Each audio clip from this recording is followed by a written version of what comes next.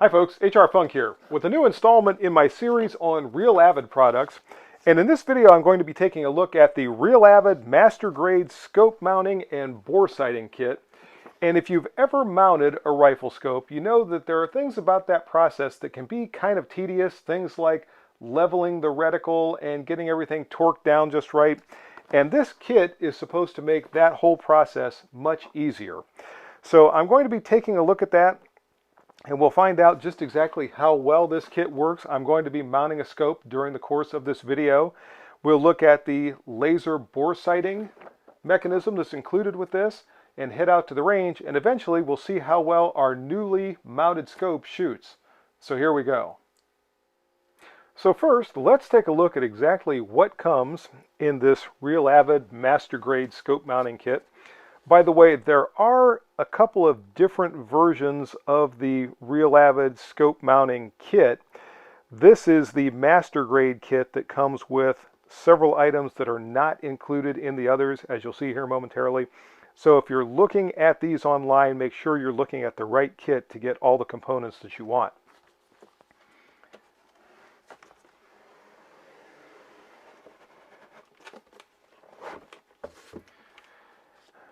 The first thing you'll notice when you open the package is there are some very detailed instructions from Real Avid that explain exactly how everything works. Make sure you take the time to read all the way through this before you start to grab things and try to use them. There is a small reflective surface that you see here that works with the bore sighter, and this is a laser bore sighter. It requires two AAA batteries, which are not included, by the way. And there is the green laser projected by the laser bore sighter. This portion of the laser bore sighter also does double duty as an empty chamber indicator. So you can slide this into the chamber of your rifle to make certain that you don't have any live ammunition in there while you are using the laser bore sighter.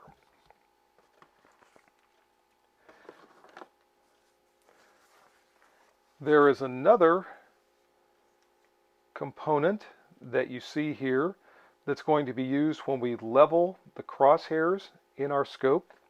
And you can see there is a bubble level at the top of this thing. That'll come into play later. And there's an included tripod that works with this leveling board. Moving on, we can see the remainder of the kit, beginning with a torque wrench here at the top. This is graduated in inch pounds. Real Avid sells this as a separate component if you're interested in just the torque wrench. It does come with a T-handle for adding additional force to the side of the torque driver as you are using it, and a selection of bits that you see there that should be appropriate for virtually any type of ring or scope base or whatever you might be using. There are two bases to be used in conjunction with whichever rifle you are mounting your scope to. This one is for use with a standard barrel, and it can be used with either a non-tapered barrel or a tapered barrel. There are magnets on the bottom to keep it in place. And both of these bases work with this part, and it slides together as soon as I remember exactly how it slides together.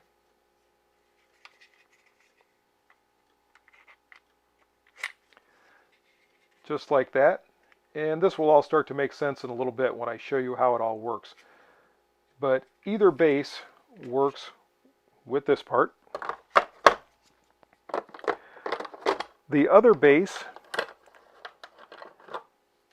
is for a 1913 rail, and if you have a rail section that projects out in front of your scope, you can use this with that rail, and this part also connects, once I slide it together again, to this base, if I can get it in there. And as usual, trying to do this in front of the camera and keep everything where you can see it is a little bit difficult.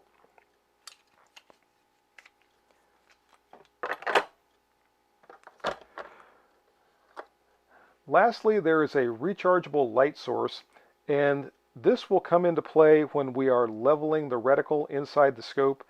And again, all this will start to make sense as I get further and further into the process. But as I said a moment ago, make sure you read the instructions before you jump into this and start trying to use everything, or it's probably going to be pretty confusing. So the first part of the kit that I'm going to be using is the torque wrench that you see here.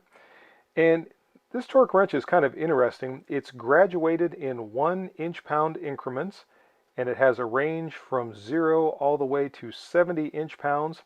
The top is a free turning surface, so as you are rotating the bottom portion to apply torque to your screws, there's no resistance from the top. And if I add the handle to the side that we see here, we'll be able to put a great deal of force down onto the screw that we're torquing and have the handle in order to provide additional force to get the torque rating that we need.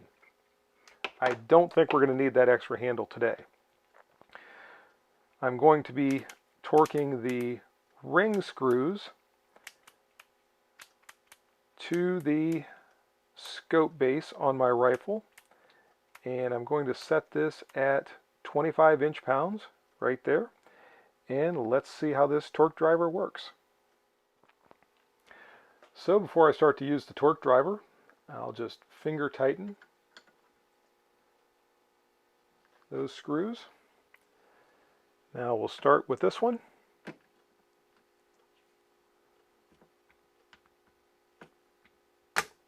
And there's 25 inch-pounds applied to that one. We'll move to the front screw.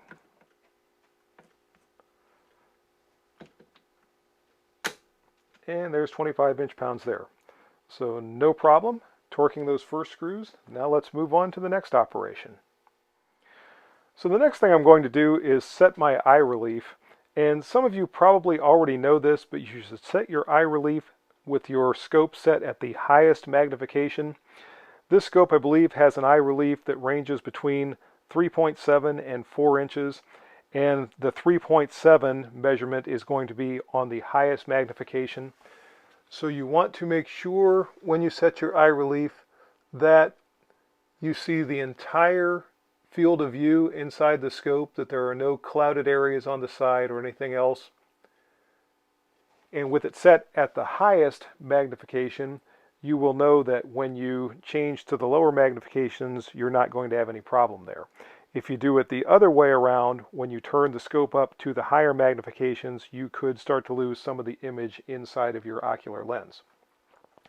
Also, you'll notice that I put the scope rings on just loosely to hold the scope in place, but I'm still able to move it because I'm going to be moving it a little bit more as we get into leveling the reticle. And now, since I don't have a section of Picatinny rail here, I am going to be using the standard barrel mount in conjunction with the scope saddle. That's what Real Avid calls this part. And I'm just going to place this down here and then slide, or at least try to slide, the saddle down to the point where it is going to be touching the outer side of the bell of the scope that we see here. And I'm going to move the camera now, and you'll be able to see the bubble level, and that'll give you an idea of which way we're going to have to turn this rifle in order to level everything. So with this view, you can see several things. We can see the barrel mount here, and one thing that I meant to mention was if you're using a rifle with a tapered barrel, there is an adjustment screw here that can raise and lower the barrel mount so that you have the proper setting for your tapered barrel. Also, we see the bubble level here at the top of the scope saddle, and it's indicating that the entire rifle is canted slightly to the left.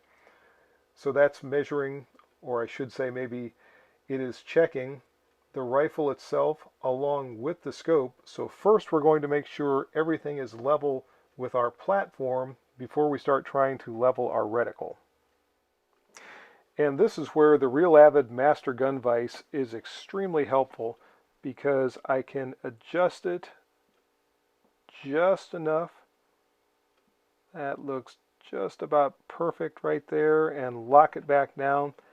Now we know that our base is level, so we can start to look at leveling the reticle inside the scope. So now I'm going to attach my light source to the front of the scope saddle, and what this is going to do in a couple of minutes is project a light through the scope, and a shadow cast by the scope's reticle will appear on that grid board that I showed you a little bit earlier. So we'll be able to use that to slightly rock the scope back and forth until it properly lines up with that grid, and then we'll know the reticles are level. So as I said, I will attach the light source. And it goes on just like that. Now I'll set up the grid and we can see how that part works. So here's our grid, and you can see it also has a level at the top to make sure it's perfectly leveled. I have it set up probably about 3 feet behind the rifle, and in just a moment I'm going to turn on the light source and we'll be able to see the shadow cast by the rifle's reticle on the grid. So now the light source is on, and hopefully you can see that shadow. I'll make the image a little bit bigger there, and we can see that the crosshairs are slightly canted to the right. And what I'm going to do, since I have the scope rings still loose enough, is slightly rotate that reticle. Now at this point we know that the rifle is level, we know that the grid board is level, and now by looking at the crosshairs we know that they are perfectly level. So what I'll do in just a moment is start to tighten down my ring screws. And one of the more annoying things that happens sometimes when you're mounting a scope is you get everything level, everything looks perfect, but as you are torquing the screws, the scope will slightly cant and you get everything torqued down, and then look through the optic and all of a sudden you see that your reticle is slightly off center. So during the torquing process, as I'm tightening these screws, I can watch the shadow on the grid and make sure that it's not moving at all. And if it does, I can stop and slightly tweak the scope and make sure that those crosshairs stay perfectly level during the entire tightening and torquing process. So once again, I'm going to be using the torque driver to torque everything back into place. I'm going to be torquing those ring caps down to about 15 inch-pounds, which is not a lot of torque, but those are not real heavy-duty rings, so I'm not going to put a lot of pressure on them. And the main thing I'm going to do during this process is just make sure I don't see that reticle move as I'm tightening. And I realize you can't see it, but the rings are now tight, the reticle is still perfect. Now we can move on to the next part, which is going to be bore sighting with the laser bore sighter. So the next step in the process involves the use of the Real Avid laser bore sighter that you see here. And I am going to be bore sighting the rifle. And this bore sighter has a magnetic surface that you see right here that causes it to magnetically attach to the muzzle of the rifle. The only thing that I don't like is when you do this, there's no way to really see if the center line of the laser is perfectly lined up with the center line of your bore. You basically just have to look around the circumference of the barrel and see if more or less there is the same amount of exposed surface all the way around as there is in the other parts of the bore, or the other areas around the bore. But I'm going to fire this up momentarily as soon as I think I have it lined up, and we'll see where it's projecting the laser dot on my target, which is positioned 25 yards downrange.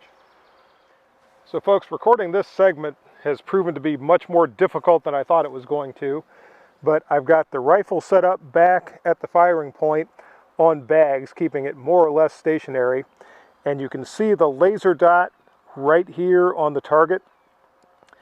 So the windage isn't bad at this distance of 25 yards, but I'm probably 4 or 5 inches low there. So what I will do is go back to the rifle, and using the elevation and windage turret, primarily the elevation turret, I am going to move the reticle to the point that it corresponds with the laser dot, and that should be pretty close for my first shot at 25 yards, and then we'll see how close I am by using this process. All right, here we go.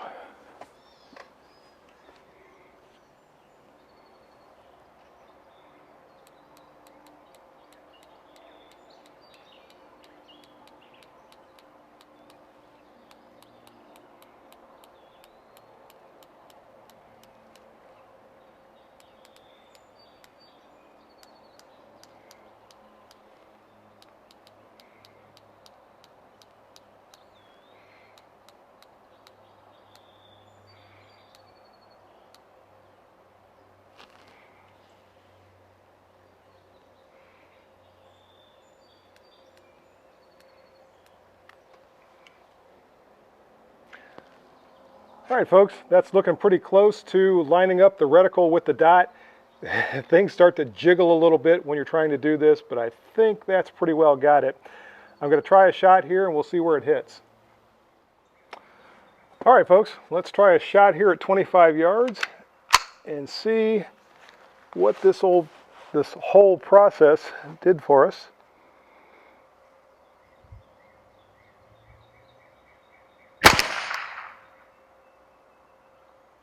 All right, let's go down and take a look. So there we go, folks. I am definitely on paper at this distance of 25 yards. And truthfully, with a shot right there, I think I'm ready to start my final zero at 50 yards with this rifle. And obviously, as I said before, I can't get that laser exactly centered with the center line of the bore. That might be why this shot is a little high and to the left. But even so, I'm not going to complain about that. And there you go, folks. That's going to do it for my video on the Real Avid Master Grade Scope Mounting and Bore Sighting Kit. I hope you enjoyed it, and that's also going to bring to an end this series on Real Avid products. I'd like to thank the folks at Optics Planet for supplying the Real Avid products that I've been using in this video series. If you have any questions or comments about this video or any of the others, as always, make sure you forward those to me. Remember, if you purchase anything from Optics Planet, be sure to use my discount code, which is... And if you use that discount code, it's good for 5% off your purchase from Optics Planet. Also, with the discount code from Hot Munitions, if you go to Hot Munitions, you can use my discount code there, which is HRFUNK10, and that'll save you 10% off your purchase from Hot Munitions. Last but not least is the Target sponsor for the channel. Go to Target's online, check out their inventory, and see if they have anything that's going to meet your Target needs. See you next time, folks. Until then, good shooting. Bye-bye.